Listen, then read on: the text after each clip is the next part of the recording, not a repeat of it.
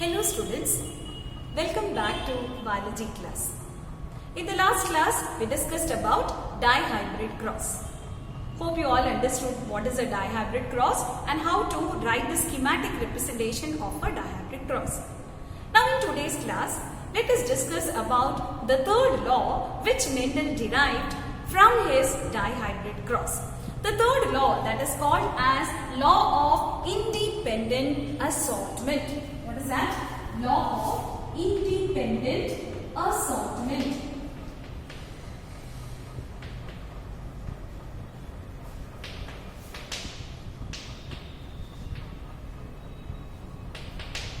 So, Mendel derived law of independent assortment from his dihybrid cross. Now, before explaining what is the law of independent assortment, let me continue with what we discussed in the last class. Last class we discussed the F2 phenotypic ratio and the F2 genotypic ratio. Isn't it? Hope you understood. So, Mendel got from his dihybrid cross two new varieties of plants. That is, one plant with round seeds and green color seeds. The other one wrinkled seeds with yellow color. These were not parental characters, they were recombinants. Now how Mendel got this recombinants? How this genetic recombination was possible? So Mendel explained that like this, that is, out of 16 plants, out of 16 offsprings. So here you can see these are the 16 offsprings. 10 were parental characters. 10 were parental characters. Which are the 10? 9 round yellow and 1 wrinkled green. So these are the 10 parental characters. And 6 were recombinants. 6 were recombinants. That is 3 round green and 3 wrinkled yellow. Okay, so out of 16, 10 were parental combinations and 6 were recombinants. Now, how Mendel got these recombinants? The reason for getting recombinant is the dominant factor responsible for seed shape. Which is the dominant factor responsible for seed shape? Round. Right? The dominant factor responsible for seed shape was able to combine with both the factors, both the dominant and recessive factor of seed color. Hope you got it. The dominant factor of seed shape, that is round color, was able to combine with both the yellow color, that is the dominant factor for seed color, as well as the recessive factor for seed color. That is the reason why the recombination was possible. Hope it's clear. The same way, the recessive factor for seed shape, which was that wrinkled. This wrinkled seed shape factor was able to combine with both capital Y and small y, that is both the factors of seed color. This is the reason why genetic recombination was possible. Hope it's clear. So the dominant factor of one character was independent or it was able to combine with both the factors, that is the dominant factor and recessive factor of the other character. Which is the other character? Seed color. So these two represent seed color. So this is the reason why genetic recombination was possible. Now from this, Mendel came to or derived his law of independent assortment. Law of independent assortment states that when two pairs of factors or traits, this law states that when two pairs of traits are combined in a hybrid,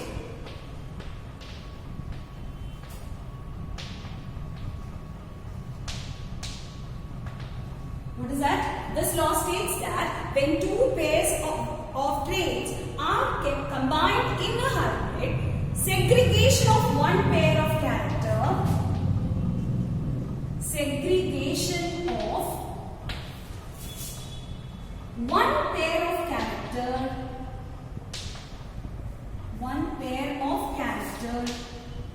is independent of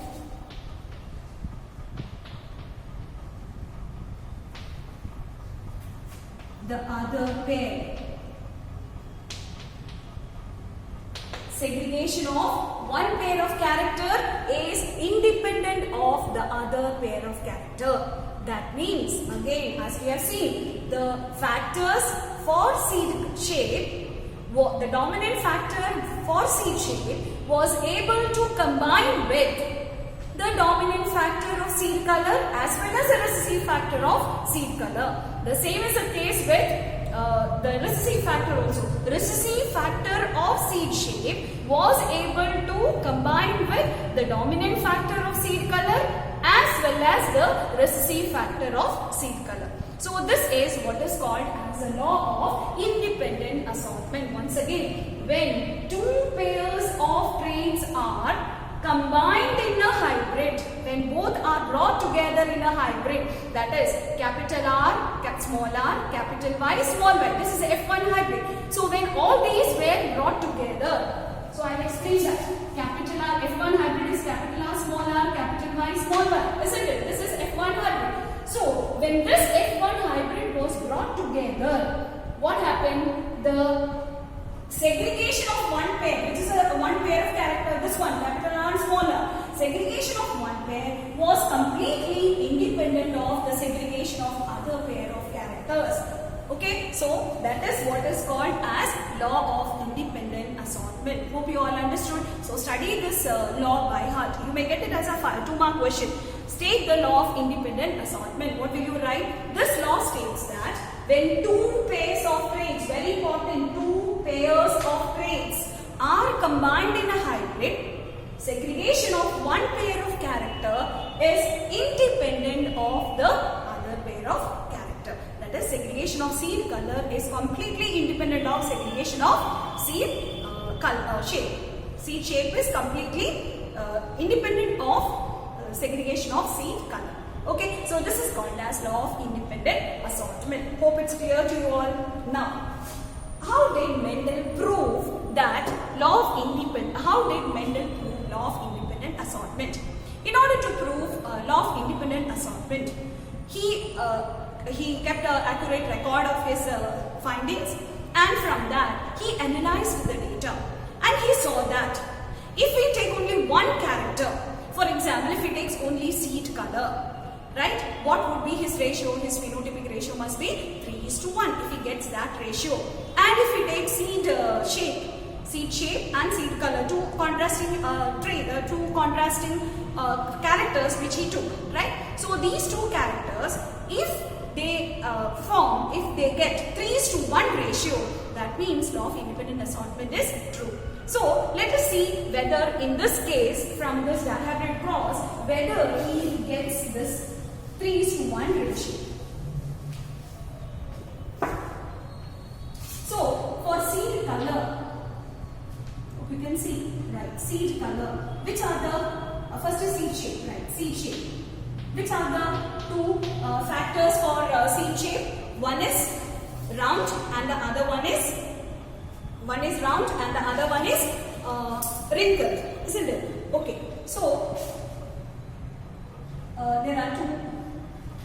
One is round, which is the dominant, and the other one is wrinkled, right? And for seed color, which are the two? One is yellow, which is the dominant one, and the other one is green, which is the recessive one. Okay, now out of, so just look here, right? How many, let us take only one character, round character. So first is seed shape, round. From this checkerboard, just find out how many offsprings are there with round seed shape. 1, 2, 3, 4, 5, 6, 7, 8, 9, 10, 11 and 12. So there are 12 offsprings with round seeds. How many are there? 12. Now with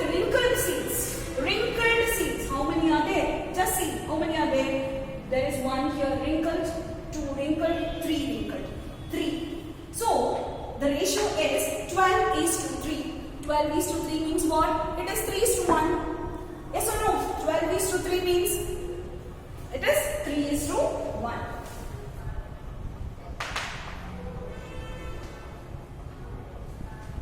Sorry, wrinkled are 4, not 3. This one is also wrinkled, right? So 1, 2, 3 and 4. 4 wrinkled. So 12 round and 4 wrinkled. That means the ratio is 3 is to 1. Same is the case here also. That is, if you take yellow and green, how many yellow colored seeds are there? 1, 2, 3, 4, 5, 6, 7, 8, 9.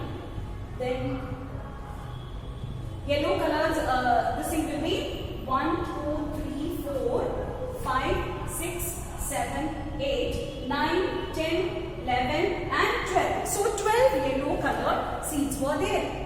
And green seeds will be 4, right? So here also you get the ratio of 3 is to 1. So if you take the characters separately, you get the same phenotypic ratio as that of a monohybrid cross. This clearly shows that Mendel was able to prove law of independent assortment.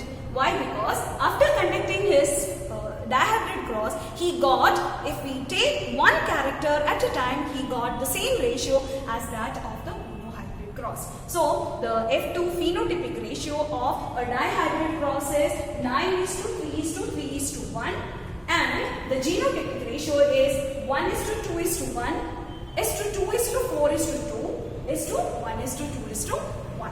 Hope it's clear. So that is all about dihybrid cross and law of independent assortment. Now let us discuss about the test cross. Right? Test cross for a dihybrid cross. So what is a test cross? A test cross is a cross between F1 hybrid and the recessive parent. So here we have to take F1 hybrid with 2 different characters, and the recessive parent also should have 2 different characters, isn't it? In a dihybrid cross, we have taken 2 characters at a time. Right. Now, so what is a test cross and what is its significance? A test cross is a cross to identify the genotype of the F1 hybrid, and it is a cross between F1 hybrid and its recessive parent. Okay, so in this case, the test cross will be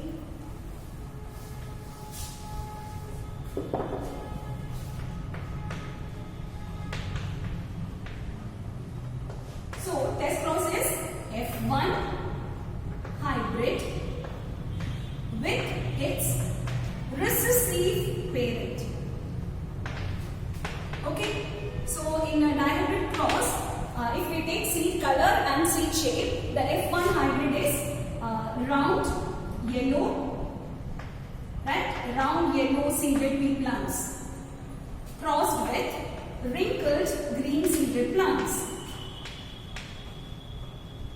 Right? Round yellow, if it is heterozygous, means capital R, small r, capital Y, small y. That is heterozygous condition, round yellow.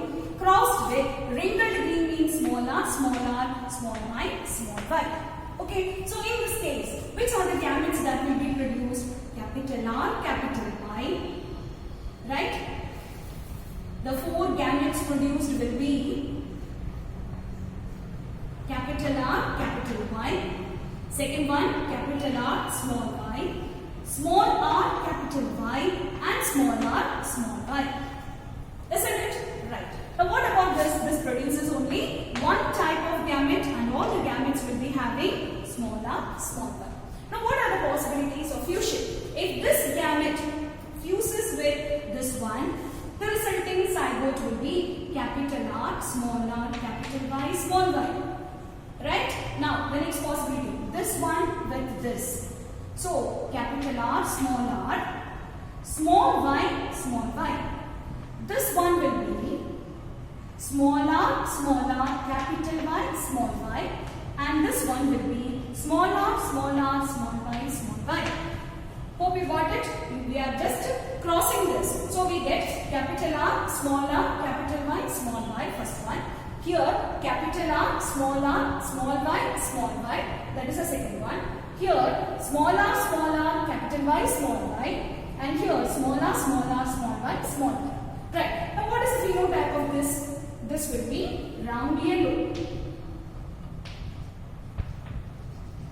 White because one capital R and one capital Y.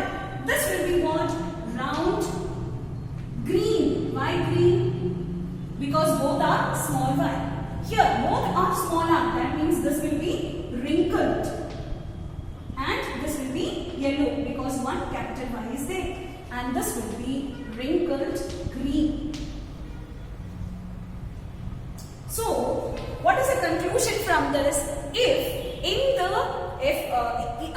After a test cross, if we get a ratio of 1:1:1:1, that is all the 4 different combinations in the ratio of 1:1:1, we can be sure that the F1 hybrid is heterozygous.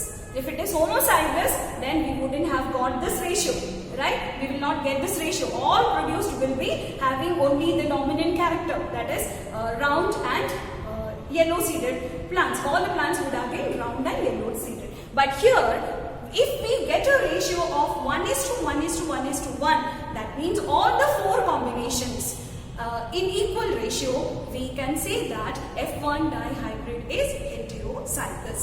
Hope that is clear. So, and in monohybrid cross, we have seen that the ratio will be, test cross ratio will be 1:1 if the F1 hybrid is heterozygous. So, here in a dihybrid cross, we get the ratio of 1:1:1:1 if the F1 dihybrid is heterozygous. So, that is all about test cross and test cross of a dihybrid cross. Hope it's clear to you all. Okay. So, from his dihybrid cross, Mendel derived his law of independent assortment. So, from first cross, we have studied 2 laws, and from the third one, we studied the third law. So, don't get confused with all these 3 laws. Okay, so please, the presentation of the schematic representation is very, very important. It should be neat, then only you will get full marks. Very important from examination point of view. That is, explain law of independent assortment with an example. So you have to write what is law of independent assortment, and then you have to explain this cross. Okay, so once again, let us fast recollect. A dihybrid cross is a cross involving 2 true breeding varieties differing in 2 sets of characters. Then explanation. Mendel crossed 2 true breeding round yellow seeded pea plants with true breeding wrinkled green seeded pea plants. That's the first point. Second point. In the F1 generation, he got all the plants round with yellow seeds. And he allowed this F1 dihybrid to undergo self-pollination. In the F2, he got the offsprings in the ratio of phenotypic ratio of 9:3:3:1. Of these, 2 were parental combinations and the other 2 were recombinants. So from this, Mendel derived his third law, that is law of independent assortment. Law of independent assortment states that whenever 2 pairs of traits are brought together in a hybrid, segregation of one pair of character is independent of the other pair. So this is called as law of segregation. After that, he explained that with the help of test, and in order to ascertain the genotype of the F1, he did test cross. Test cross is a cross between F1 hybrid and its recessive parent. And in a dihybrid cross, we get the test cross ratio of 1:1:1:1, which means that the F1 dihybrid is heterozygous. And the genotypic ratio will be 1:2:1, 2:4:2, 1:2:1. So how to remember that? 121 is to double of 121 is 242 is to 121. So that is all about the hybrid cross. Hope it's clear to you all. Thank you.